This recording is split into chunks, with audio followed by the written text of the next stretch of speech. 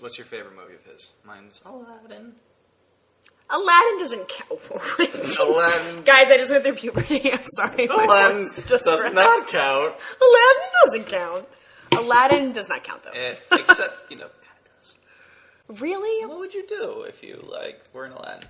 God, I saw improvised Shakespeare at Theater 80 St. Mark's. I did not know that Aladdin was a Shakespeare play, but go on. No, they had this hilarious Aladdin reference, and it was just so perfect and so funny, and they played it out to a T just for the appropriate amount of time, and it was so good.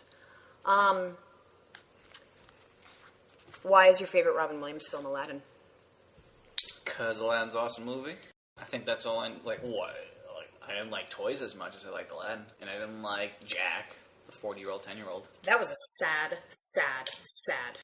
I think it's actually kind of interesting that, wasn't the love interest Sarah Silverman? No, it was Fran Drescher.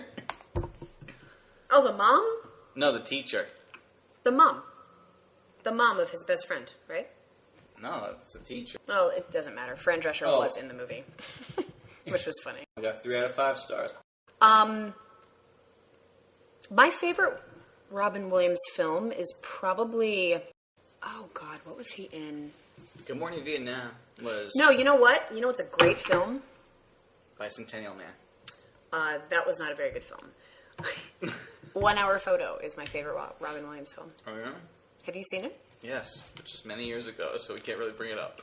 Oh, it's so fucked up. Why? Tell me. Tell me your thoughts and views. That's just a great film. And the director, Robert Zemeckis? Am I saying that right? It's probably. He also directed Closer, the music video by Nine Inch Nails. He also directed All Is Full of Love by Bjork, which is a great music video. I'm pretty sure he did more than music videos, though. Well, I would imagine, but we don't have his IMDb pulled up or anything. Well, I'll do it for Night at the Museum. Best Robin Williams. No? All right. Death to Smoochie. Wow. 1 Hour Photo. 1 Hour Photo. His, Robert. Wow. Not Robert Zemeckis. Romanek. Mark Romanek. You were close. Who is Robert Zemeckis? Is that a real person? Can we look that up? He's really a director. Okay. Mark Romanek. Yeah, what else did he direct besides some of the best music videos of all time? Lost Symbol, Lock and Key, Affected, Donna. Okay. I think he also did Rabbit in Your Headlights. Tom York.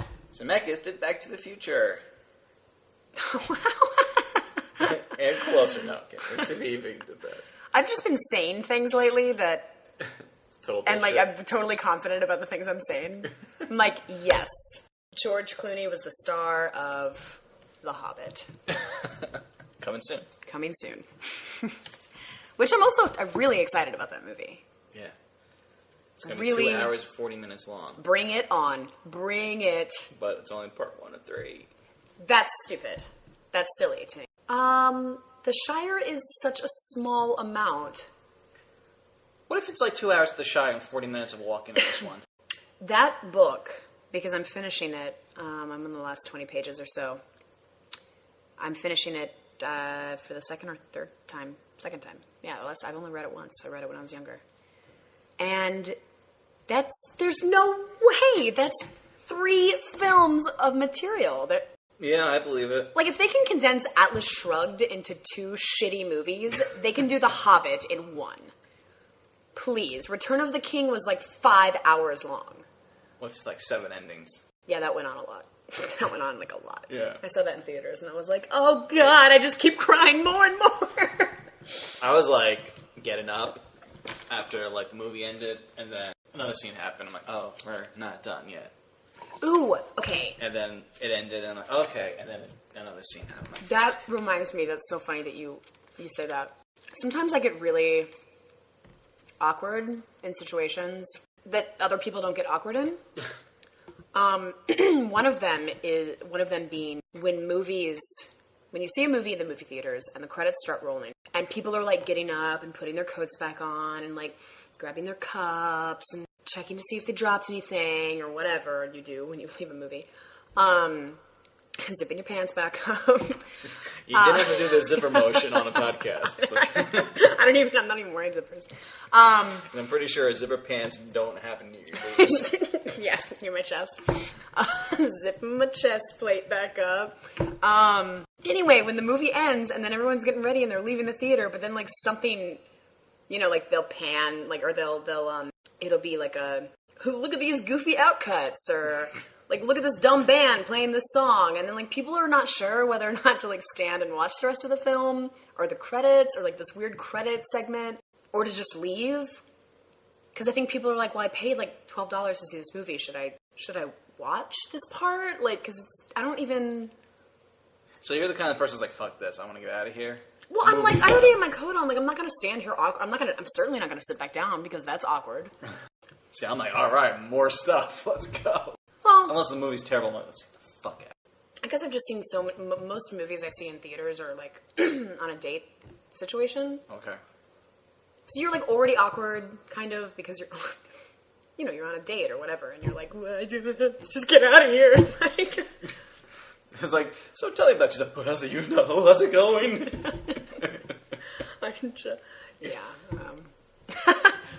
Most awkward date movie. Go.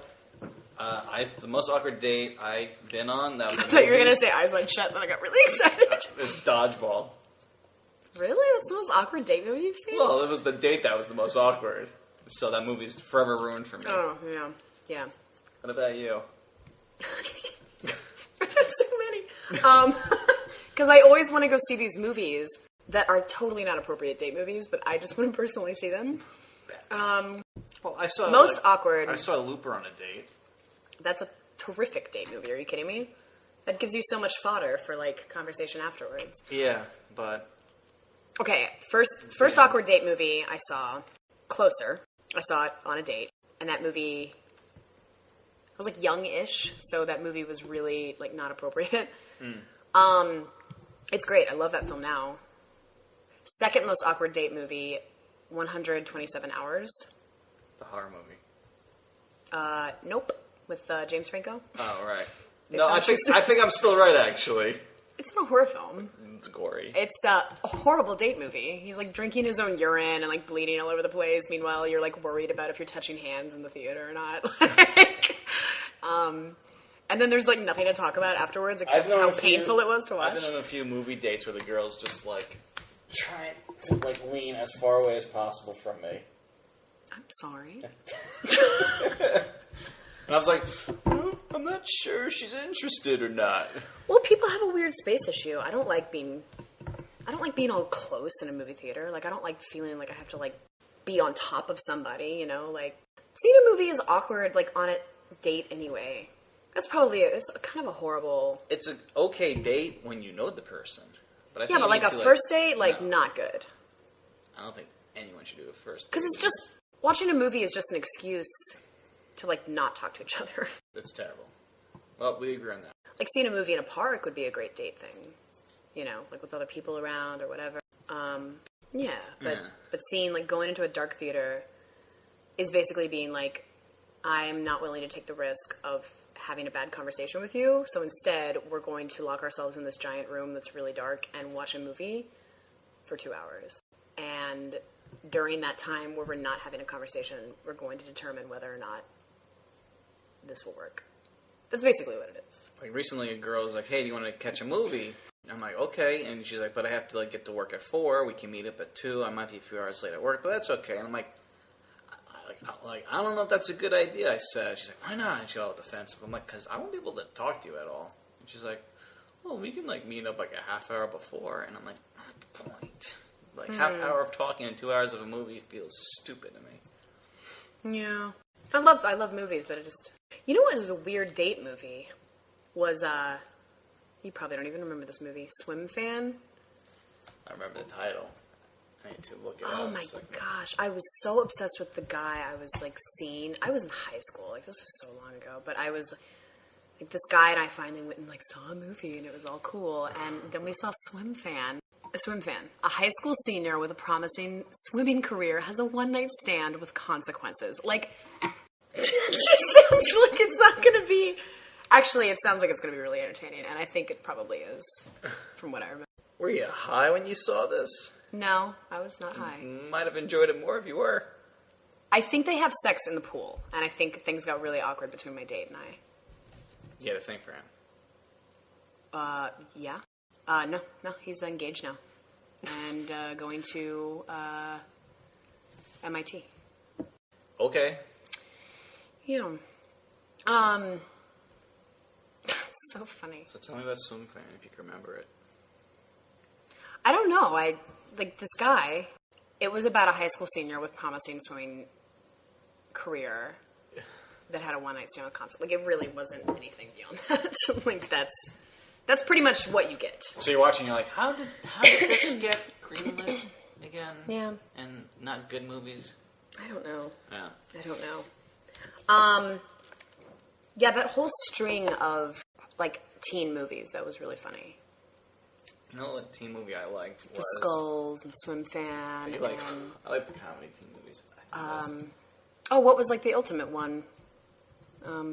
Cruel Intentions. I don't care if it's... I like this one, right? Can't Hardly Wait. Yeah. I don't think I've seen that. It's, it has Seth Green. What's her face? Jennifer Love Hewitt before she became Jennifer Love Hewitt. Before Scream? Oh, yeah. Like a year before Scream, I think. Yeah. You know they're making a Scream 5. Yeah, I think Scream 4, like, rejuvenated that series. Scream 5. But it's like a weird cast. It's like Lindsay Lohan and like Ashley Tisdale. Yeah. And I don't think it's Lindsay Lohan. I think she's in it. I doubt it. I think she's in it. And good for her if she is. I will watch that in a movie theater on a really horrible date.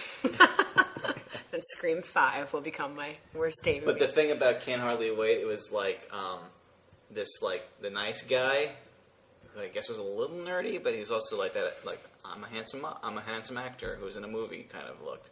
Mm-hmm. He had a crush on Jennifer Love Hewitt, and like I think like he was looking for her all night. Ethan Embry. So, because he's the first title, so he was looking for her all night to admit his love for her.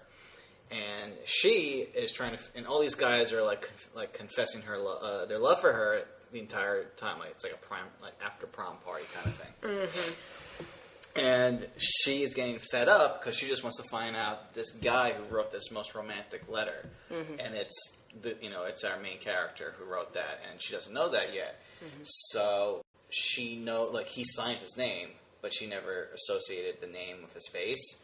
So, like, at the end of the movie, like, near the end of the movie, he's like, Jennifer, I love you. And she's like, would you back the fuck off? And she just, like, screams and belittles him in front of everyone at the party. And he's just so heartbroken that he just, like, it's like, I have no purpose. Kills himself. He kills himself. He jumps off the roof. Like, I have no purpose to be here. And, he just decides to, like, move away. And kill himself. He doesn't kill himself, for fuck's sake. You want him to die. Because we talked about this. You like bad guys. Yeah, we talked about this in the last episode. Had he killed himself? If he had a Darth Vader mask. Had he just, like, unloaded, like, a shotgun in the party or something, like, would have been my man right there. He's dropped. Would have been my man. And then she's, like, yelling at him. And he's like, okay. Storm, like, walks off all dejected. And then she's like, wait a second. And then she's, like, flipping through all the photos. And then she looks up the guy who wrote that wonderful thing. And she's, like, sees it's him. And she's like, no, no, no, no, no. It's like she chases after him. And he's all gone. And she's like, I fucking blew it. You are not selling this movie for me. Yeah, but I was like, this is 1998. So I was... 2? Yeah, I'm 3 right now. 99. I was 14. I was, like, 13 when this came out. Wow. So I was like, yeah, girls like that. This is based off of reality. Oh, God. These movies just ruined everything for teenagers? Because you go into love, you go into everything thinking that it's going to be just about, I don't know, it just, like, fucked up a lot of people's childhoods, I think. Well, yeah, movies ruin everyone's perception of what's attractive. True.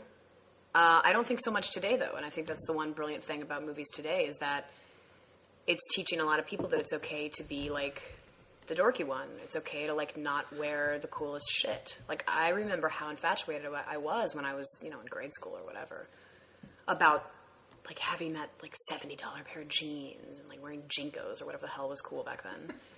And, you know, it drove my mother crazy, and I was so stubborn about it for so long. And then I look back on it now, and I'm like, I was such a bitch. Like, about so many things. Was? No. I gave my mom such a hard time about, like, wearing the coolest stuff, and she was always like, Audrey, just wear the same jeans you wore last year. Like, they're just jeans. And I was like, I gotta have the new ones. You don't understand. This is a matter of life and death. I need those fucking JNCOs now. Mom, you don't want the loser kid to be your daughter. Yeah, but you know what's even worse is that I showed up wearing those JNCOs, those ugly pieces of crap jeans, and I remember people being like, those are so cool. Like, it was worth it. Man, Audrey, I want to hang out with you. Yeah, like, you obviously are a wannabe skateboarder. Hey, Audrey, I got the slap bracelet. You want it? Yeah. So anyway, well, I guess that'll wrap it up for this one, yeah? For talking about kids and shit? Yeah, talking about kids and fucked up movies and first dates and this and that, so we'll think of something better for the next one. We'll think of something more entertaining for the next time. Back to movie scenarios, Josh. All right.